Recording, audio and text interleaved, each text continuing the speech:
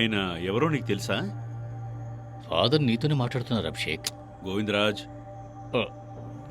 నీకు ఆయన గురించి చెప్పమంటావా శ్యామ్? సమాధానం చెప్పరా. Govindaraj, he's perfectly okay. మీరే ఏదో కొంచెం కంగారు పడుతున్నట్లున్నారు. మీరు మందిరంలోకి వెళ్ళి ప్రార్థన చేసుకోండి. వెళ్ళండి. Shyam, he's a man of miracles. యేసుక్రీస్తుని సిలువ వేసినప్పుడు మేమంతా ఆయన చనిపోయారని అనుకున్నాం. కానీ ఆయన చెప్తూనే ఉన్నారు, మళ్ళీ నేను జీవం పోసుకుని తిరిగొస్తానని. ఆయన చెప్పినట్టే మళ్ళీ వచ్చారా? 3 రోజుల తర్వాత ఆయన్ని సమాధి చేసిన స్థలం నుంచే ఆయన యొక్క ఆనవాళ్లు మాత్రమే కనిపించాయి. అందరూ యేసుక్రీస్తు చనిపోయారనే అనుకున్నారు, కానీ అందరికీ ఆయన ప్రత్యక్షం అయ్యారు. ఫాదర్ ని చూసారా? చూశాను సిస్టర్. ఆ అబ్బాయి ఎవరు? అభిషేక్. స్టేషన్కి వచ్చిన ఒక కేసు. వాడు 5 ఏళ్ల వయసులో వాళ్ళమ్మ ఆత్మహత్య చేసుకుంది. 2 రోజుల క్రితమే వాళ్ళ నాన్న యాక్సిడెంట్లో. వాడికంటూ ఎవరూ లేరు సిస్టర్. చూస్తే జాలిగానూ ఉంది, భయంగానూ ఉంది. వాడి జీవితం ఇలా అయిపోయిందేమిటా అని చాలా బాధగా ఉంది. సరే, నేనేదైనా హెల్ప్ చేద్దాం అనుకుంటే మనసులో స్థానం ఉంది, కానీ ఇంట్లో స్థానం లేదు. నా భార్య బిడ్డల కనీస కోరికలు కూడా తీర్చలేని పరిస్థితుల్లో నేను ఉన్నాను. ఆ విషయం మీకు కూడా తెలుసు. అందుకని వాడిని అలాగే వదిలేయలేను కదా. వాడిని ఒక మంచి ప్లేసుకు తీసుకొచ్చి జాయిన్ చేస్తే మనశ్శాంతిగా ఉంటుంది. అందుకే ఇక్కడికి తీసుకొచ్చాను. ఆ ప్రభువుకి సంబంధించి ఎవరు కూడా అనాథలు కాదు గోవిందరాజ్. మీరు దిగులు పడకండి. చాలా సంతోషం సిస్టర్.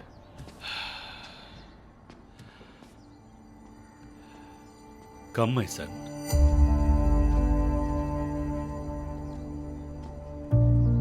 ఆయనలాగే మా నాన్న కూడా తిరిగొస్తారా? నీకున్న కష్ట నష్టాల గురించి ఆ ప్రభువుకు చెప్పుకో. నీ మనసును సమాధానపరచడం ఆయన వల్ల మాత్రమే అవుతుంది.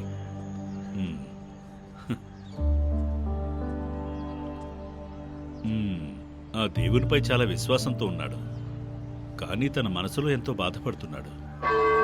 వాళ్ళ నాన్నతో చాలా అటాచ్మెంట్తో ఉండేవాడు అనుకుంటాను. వాళ్ళ నాన్నను కోల్పోయానని తనింకా ఫీల్ అవ్వడం లేదు. మనలాంటి మనుషులకి హఠాత్తుగా జ్ఞాపకాలు గుర్తొస్తే god bless god bless you. తల్లడిల్లిపోతాం. వాడు చిన్నపిల్లాడు ఫాదర్. ఇంకో 2-3 రోజుల్లో కోలుకుంటాడు. లేదు గోవిందరాజు, అలా కాదు. వాడికి సహాయం కావాలి. వాడు మాట్లాడకపోయినా అర్థం చేసుకుని సహాయం చేసేవాళ్ళు కావాలి. వాడు ఏడవకుండా ఉన్నాడంటే అది నార్మల్ పొజిషన్ కాదు. వాడు మగపిల్లాడు ఫాదర్, అందుకనే ఏడవడం లేదు. మగాడైతే ఏడవకూడదనన్న చట్టం ఉందా? ఇలా తరతరాలుగా చెప్పుకుంటూ వచ్చే మన దేశంలో మగవాడిని ఏడవకుండా చేశారు. బట్ వీడి కండిషన్ వేరు. మళ్ళీ చెప్తున్నాను విను. వీడు ఏడవకుండా ఉన్నాడంటే అంత సామాన్యమైన విషయం అయితే కాదు. ఏడుపు వస్తే ఏడవాలి, నవ్వు వస్తే నవ్వాలి. అదే మనిషి లక్షణం. హాస్పిటల్లో అడ్మిట్ చేసేంతగా పెద్ద వ్యాధేం కాదుగా. No no no no no అటువంటిదేం వద్దు. నేను చేసిన అసెస్మెంట్ కరెక్టో కాదో తెలుసుకోవడానికి నాకు తెలిసిన ఒక జూనియర్ సైకియాట్రిస్ట్ ఉన్నాడు. వాడు ముందు అభిషేక్ నుంచి చూడనివ్వండి, ఆ తర్వాత ఏం చేయాలన్నది ఆలోచిద్దాం. రేయ్, స్పీకర్ ఎక్కడ పెట్టావురా?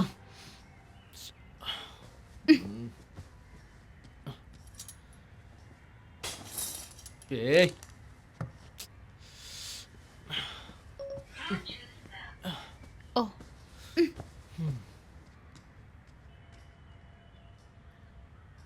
ఆర్యా, ఆర్యా! మా ఎందుకమ్మా అలా ఊరికే అరుస్తున్నావు? ఊరికే నా మీద అరవకుండా ధైర్యం ఉంటే ఎక్కడ అరువు.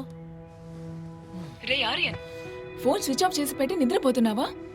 ఇంకా 4 రోజులు మాత్రమే ఉన్నాయిరా. ఆఫీస్లో పర్మిషన్ తీసుకున్నాను. రెడీగా ఉండు, వచ్చి పికప్ చేసుకుంటా. హలో, మీరు ఎక్కడికైనా వెళ్ళండి, ముందు నా ఫోన్ నాకు ఇచ్చేసి వెళ్ళండి. Switch on your phone now. సరే సరే, తీసుకోమా. Thank you aunty. చెల్లితో అమ్మతో మాట్లాడేటప్పుడు కోపంగా మాట్లాడతావు, ప్రేయస్తో మాత్రం ఈయన నవ్వుకుంటూ మాట్లాడతావా? నువ్వు బాగుపడ్డట్టే రాయిక.